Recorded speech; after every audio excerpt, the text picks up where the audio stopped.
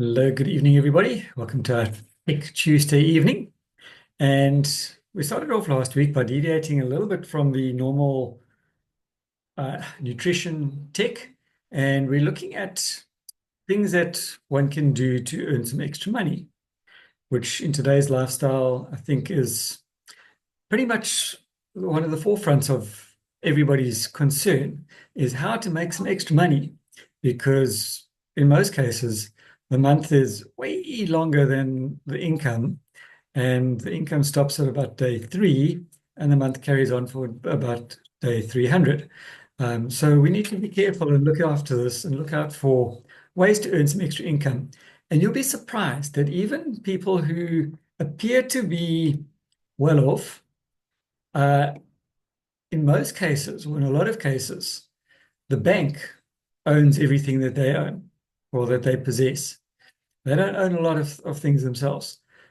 If you look closely, a lot of people are so far in debt that they can't even see the top of it. They might look as though they've got a flashy life, but they don't. And if they do, they've also got a lot of stress. And we know Jordan Adler wrote the book Beach Money. And beach money basically is if somebody says to you, let's go play a round of golf tomorrow morning, do you have to immediately say no because I'm working, or no because I need to check my calendar, or sure, no problem, let's go, I'll meet you at 8? That's freedom. And sadly, an awful lot of people don't have that freedom. But so we did a few of the technical things last week, or some of the options last week to look at things like blogging, pet sitting, dog walking, and various other businesses that you can do part-time. But the sad part is that in most cases, if you come down with flu and you can't take your dogs for a walk, you're not going to get paid. If you own your own business, same deal. You break a leg and you're out of action for 6 weeks, you can't earn an income. And I've seen that so often where people are lying in hospital and they are stressing themselves sicker because they're injured, yet they're in their own business and they need to be able to move around and they need to be able to drive. And now they've got a broken leg and they can't do anything. And that is where the joy of residual income comes in. So let me share my screen over here and explain a little bit more.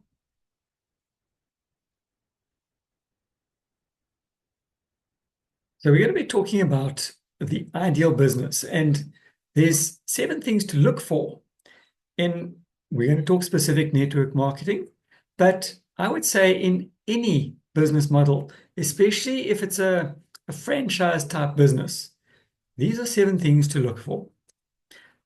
So you want to own your own business. So we've looked at ways that you can earn some hobby income. You've got your salary, and then there's some hobby income. But we all know that the person who owns the business generally is the one that makes the most money. They also have the greatest risk. So ideally, what we want to do is we want to have our own business with little to no risk. So one possibility I've explored involves considering a network marketing model. And this used to have a very, very bad stigma to it. But if you ask a lot of people these days, maybe I'll challenge you. The next 10 people that you meet, ask them if they know what network marketing is. Just that simple question and see what they answer. I think you'll be surprised at what the answers are that come out. Numerous options are available, but each comes with its own challenges. Similar to any business venture, some options are beneficial while others are not. And we're talking specific network marketing in this particular case. All of them demand effort and careful examination prior to investment. Remember, it is a business. So any business, you should and need to do your homework. And any business, before you invest in it, you need to make sure that it is viable. Because if it's not viable, if the risk is too high, you stand to lose an awful lot. And any business carries its own risks. So you want to keep your risks as low as possible. And there is a significant amount of negative coverage about network marketing in the media. And this is only because people don't understand it. As Don Failer notes, network marketing is among the fastest growing yet most misinterpreted strategies for distributing products currently in use. In Eric Worre's words, network marketing isn't perfect, it's just better. So there's 7 things to consider when evaluating such a business. First of all, the products. You must be a fan of the products because you can't effectively sell things that you don't like, or more importantly, you don't trust. If you're not using the product yourself, how do you sell it to somebody else? Like any business, if you're desperate enough, anybody can sell anything. You look at the beggars on the street. Oh, would you like to buy a broom? Oh, would you like to buy whatever? Let me clean your windows and you give me 5 rand.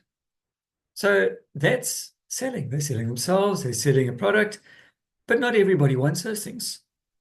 And when someone wants to sell you something simply because they get paid for it, you can generally pick that up immediately. Think of telesales.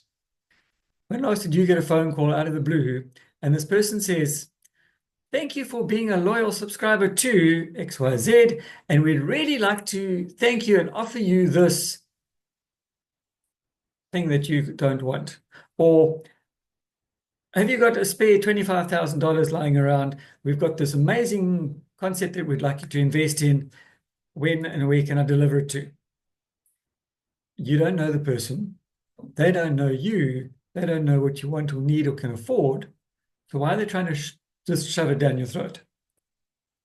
When someone you know introduces you to a product that is effective and value for money, then generally you will buy it without an issue. When last did a friend of yours say, "Hey, I found this really good deal on butter"? They were selling 2 packs of butter for the price of one, or for 50% off the second one. Would you go and say, "Oh, yes, I use a lot of butter. Let me go and buy that deal"? Rather than if somebody randomly comes up to you on the street and says, "Hey, have you heard this butter going for half price at this place?" You're going to say, "Well, so what? I'm not interested." But if a friend of yours who knows you, knows your situation, offers you a good deal, you're probably going to look into it. In turn, if you meet a friend that has a challenge and you know that the products you're using will help them, I'm sure you would not have an issue sharing your experience. For those of you who know me well and are on WhatsApp with me, you will see that I share stories on my WhatsApp status every single day. And today, somebody who has just recently entered their number or saved their number contacted me, and I happened to be in the hospital with him.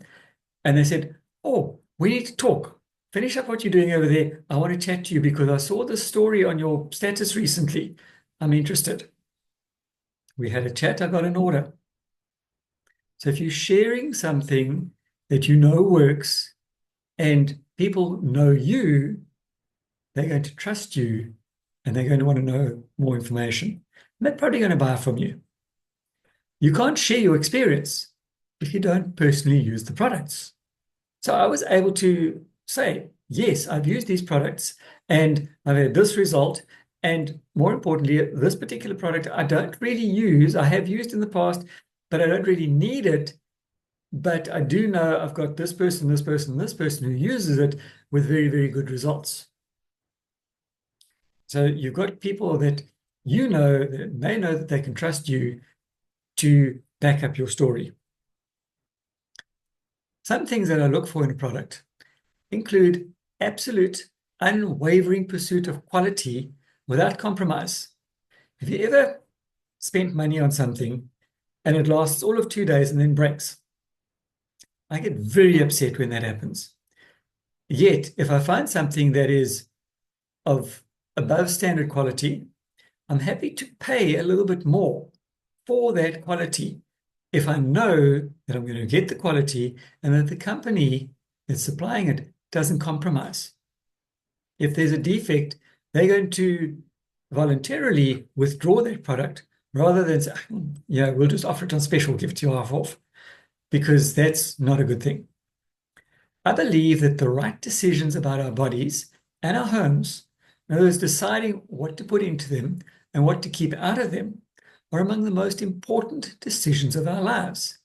We only have one body, we only have one life, and there's a lot of things that can affect our bodies and the environment that we live in, in other words, our homes. When it comes to our health and the health of our children and families, there's simply no room for compromise. Because how do you look your child in the eye when they're lying sick and in pain in bed from something that you brought home that they accidentally came in contact with and got poisoned or hurt? How do you look them in the eye and say, sorry, yeah, it was one of those things. It was a really good deal, but no, sorry that you got sick and that you hurt. I can't really change that, but it was a really good deal. I saved some money on this. You can't really do that.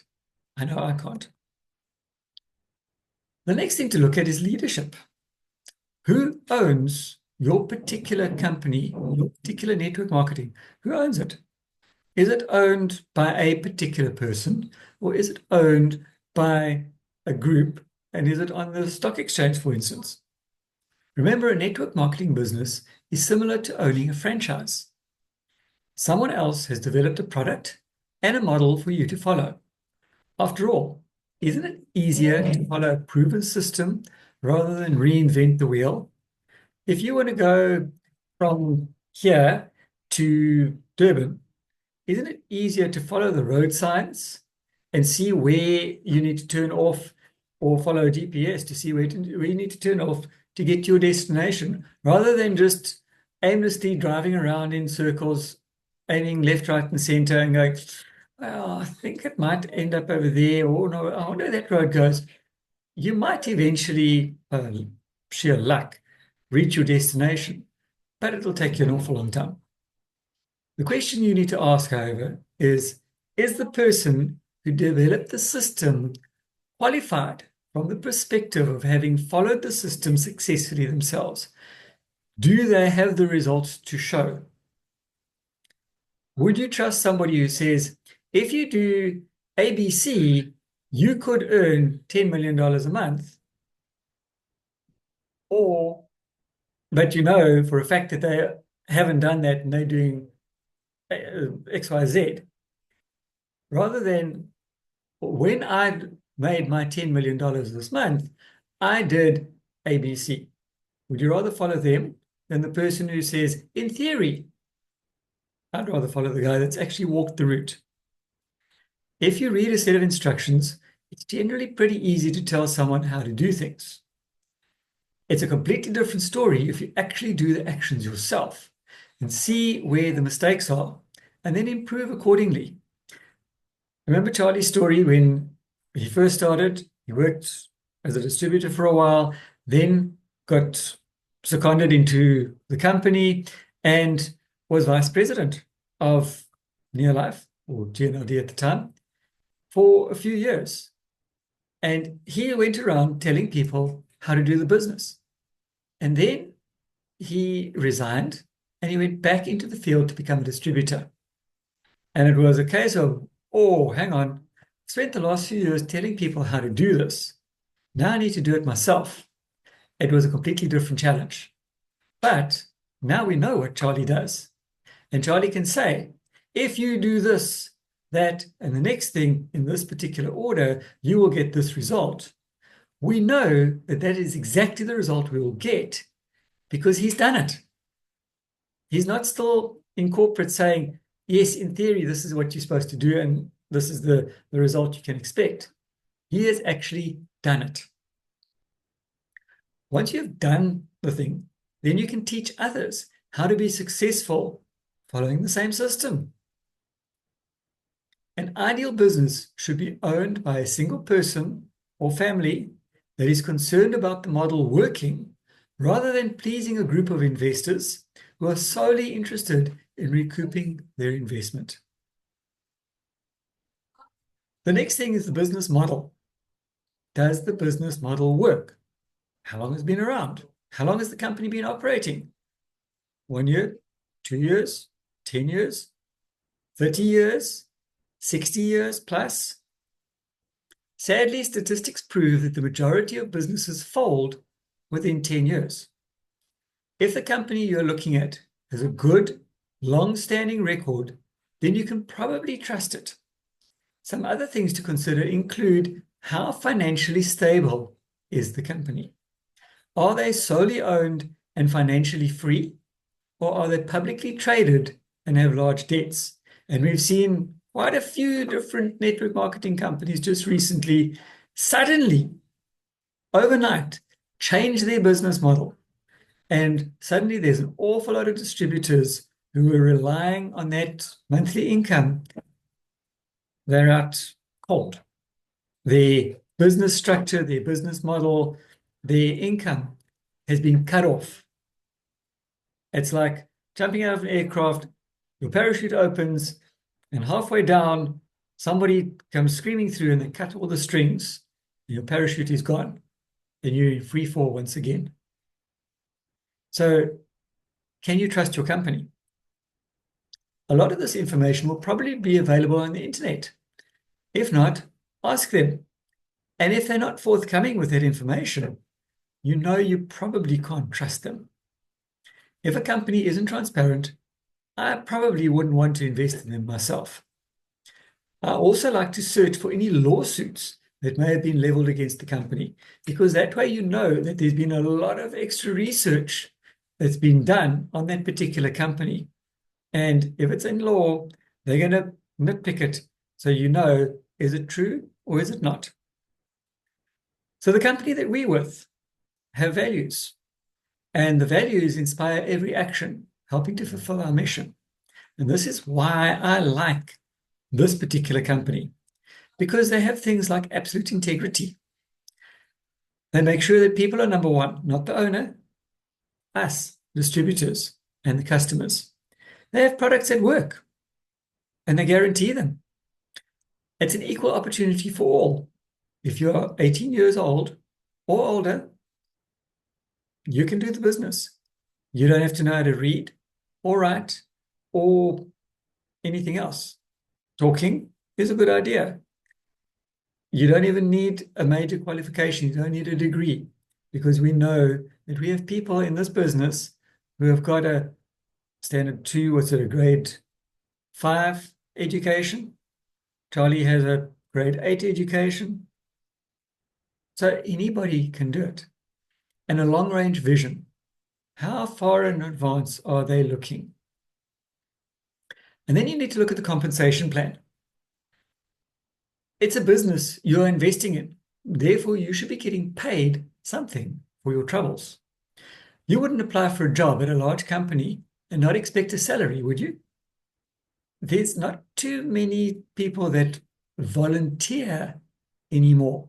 And if they do, it's only for a very short time. Because there's that old saying, I work for money. If you want loyalty, get a dog. And that goes for most jobs. So if you're doing work, you expect some sort of reward for that work. With a network marketing business, it must always be remembered that it is a business and not a job. You know, with a job these days, it's very difficult to get fired, especially if you're working for the government. And yeah, if you show up for work, it's great. If you don't show up for work, too bad, so sad. In most cases, look, in some private areas, you will get fired very quickly. But if you're in a government situation and you don't show up for work for a while, you're not going to get fired. It's very, very difficult to get fired from a situation like that. In a traditional business, you won't ever be paid simply for being affiliated to it and not actually providing some valuable input. So I can't say that, yeah, I'm employed by my boss. I don't work for him. I'm just employed by him. I don't actually go into the office on a daily basis because, you know, I really couldn't be bothered. I'd rather go and walk on the beach in the morning. I wouldn't last very long before getting told, there's the door, goodbye, you're no longer affiliated with me. Make sure that the compensation plan of the business you're looking at is fair. In other words, those doing the work get paid, not just those who have been around the longest. And that this needs to be viable to last. How long can they keep paying people who are just sitting around doing nothing? If you're doing something, you get paid. If you're just sitting around watching others do things, you're not going to get paid. So one cannot expect a business with greater expenses than income to last. I've always said the only business that can get a smaller income than expense is the government. If in doubt, get a person who's business savvy or an accountant to look at your company's compensation plan. And this is often a good idea if you know there's a business person that you'd like to get involved. You don't always have to approach them and say, hey, would you be interested in investing in a business? You say, I have invested in this business, or I'm looking at investing in this business, but I'm not really that well business orientated.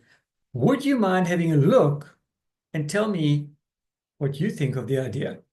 And then you show them the business plan and see what they say, both your accountant and a business mentor or advisor. If they are wise and honest, they will approve it or show you the pitfalls. And as a bonus, they might even join you. At the very least, you've shown them the business, and now you can ask them if they would be open to joining you. The next thing is the support provided.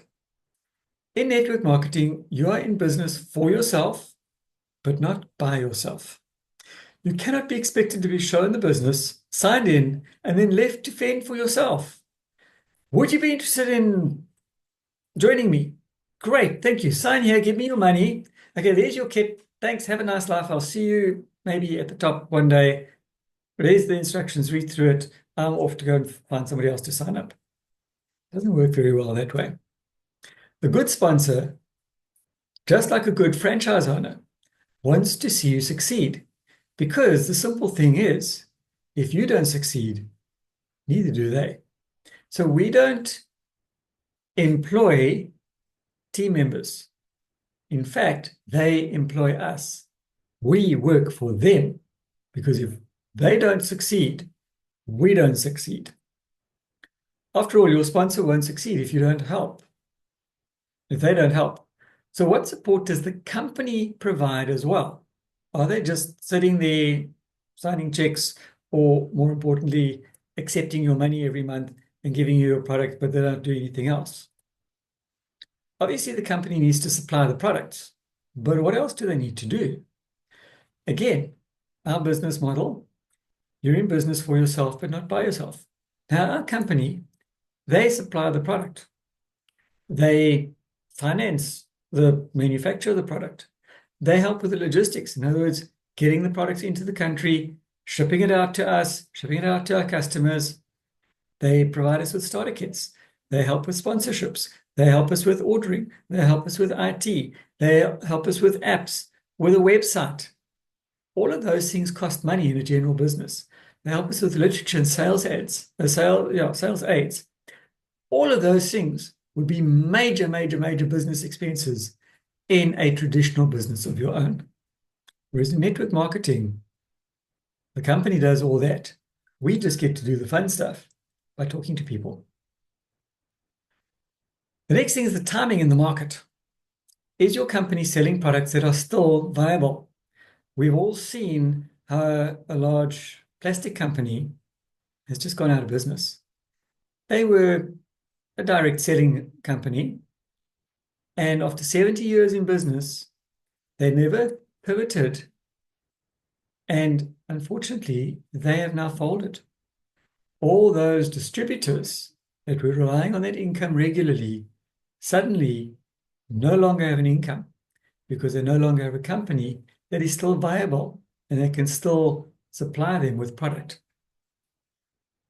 A network marketing company selling encyclopedias today probably won't last long because have you heard of that little program called Google that's free? They also shouldn't be selling a product that is usable today but will fade away within 6 months or so. there's quite a few businesses that come out like that. So this wonderful app is here today, but we all know how technology changes. And technology changes. If you got a cell phone on contract, every 2 years you can generally upgrade. By the time the first 2 months has gone by on your contract, your cell phone is already obsolete because things have improved. So you don't want a product like that. The market is constantly evolving, and therefore your company should too. Remember, before the world came to an end, we all did live in-person trainings before cell phones were invented. You had to phone people. You had to go out and talk to people. You had to go to their houses. This training, we would have had to schedule for some time over the weekend because I work during the day and it's too far for me to travel to Durban every night to do a live presentation like this. So I've had to pivot. And that was the one good thing that came out of that whole situation, was that we got to pivot and learn how to use Zoom, because now we've got people from all over and we're able to train.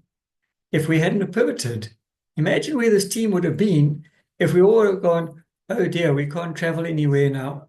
Oh, sorry, can't go talk to anybody. The whole business would have imploded.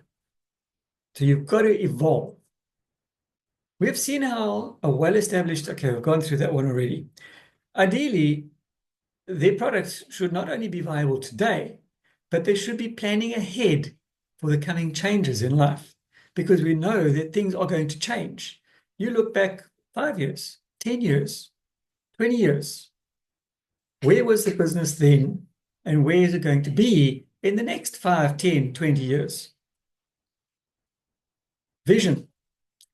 On the same note, is your company complacent where they are? Are they, the status quo? We've done really well. We debt free. We've got really great products. This is good. We're just going to sit here. Or are they looking ahead? They may have been well established for the last 60 years or more, but what is their plan for the next 60 years?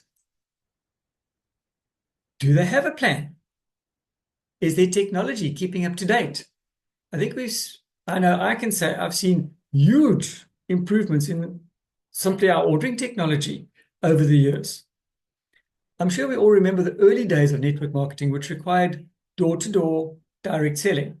If that was still the case, I wouldn't be doing this. And then you had to fax your orders through. You remember a fax machine? I know that if that model still existed, I wouldn't be here. Life is busy these days. It used to be people could sit and watch a presentation. Charlie talks about doing early trainings and presentations of 3 hours at a time, 5 nights a week. Can you imagine us doing a 3-hour business presentation 5 nights a week now? Now people want to see what the business is, how it's working in 2 minutes or less. The world is also extremely small with technology these days. If your company is not keeping this in mind and developing their vision to grow with this technology, it's not going to survive. So my summary, with thanks to Jeff Altgilbers for the inspiration. Has anyone ever asked what you do? Imagine for a minute that you're meeting someone new for the first time and you get chatting. Invariably, the topic of, so what do you do for a living, will come up. What is your answer? Now, Jeff has an amazingly simple way of answering. It's like this. Somebody introduced me to a product. I liked it. I liked it very much. They told me that I could go online and take a membership.